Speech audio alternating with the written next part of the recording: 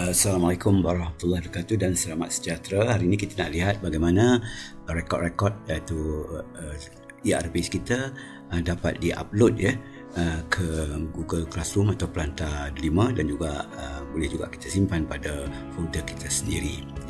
Pertama kita just buka rekod maka kita carilah rekod-rekod kita yang mana yang kita nak pilih.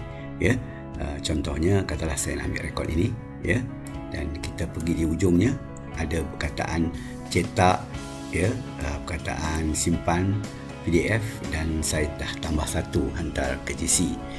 Sebenarnya ini semua sudah dapat berfungsi sejak dah lama.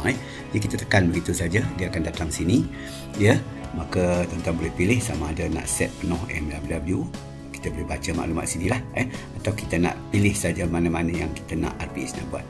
Contohnya kata kita nak set penuh, maka kita juga kita klik button ni, tekan button ni macam ni Jadi kita pastikan ada perkataan save as PDF lah. Kita just tekan save, maka kita carilah folder-folder kita ni. Saya dah buat satu folder namanya simpan rekod, dan saya dah simpan satu rekod di sini. Jadi di sini pastikan secara default dia akan bagi begini lah. Tuan-tuan ubahlah.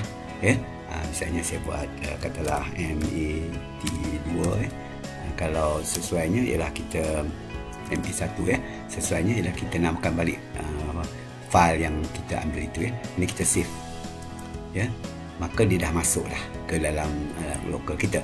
Tapi kita jumpa di sini, kita akan jumpa pula di sini ada lagi satu option Google Classroom dah jumpa sini. Jadi kita hanya pergi pada Google Classroom, klik sini, maka dia akan bawa kita ke Google Classroom kita. Jadi sampai di sini terpulanglah pada tuan-tuan untuk meneruskan langkah-langkahnya. Jadi tidak perlu lagi keluar daripada CIDS. Itu satu cara. Cara yang kedua ialah kita boleh masuk dalam kita punya rekod di sini. Buka rekod. Mungkin kita berada dalam MIW ataupun dalam RPH. Di sini kita nampak sama butang dekat sini. Maka kita terus saja cetak begini dan dia akan pergi semula dan proses itu akan berulang sama macam tadi.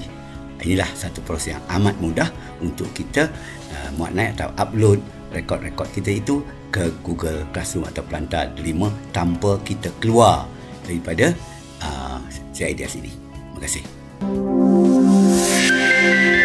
CIDS New Gen.